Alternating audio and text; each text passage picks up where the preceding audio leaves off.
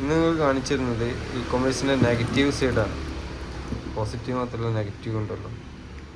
ഇത് ഉണ്ടല്ലോ, ഇതൊരു ബാറ്ററി ആയിട്ടാണ് ഇത് ടോർച്ച്.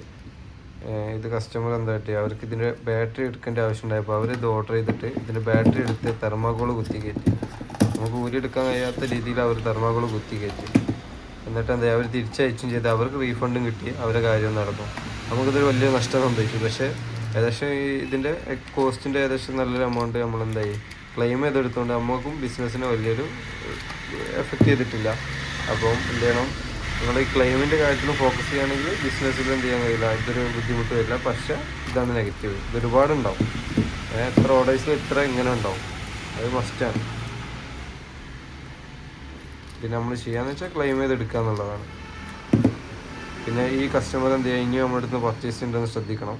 അതെന്ത് ചെയ്യുക, അങ്ങനെ ചെയ്യുന്നുണ്ടെങ്കിൽ അപ്പം തന്നെ ആക്ഷൻ എടുക്കുന്നതാണ്, ടിക്കറ്റ് റൈസ് ചെയ്തിട്ട്.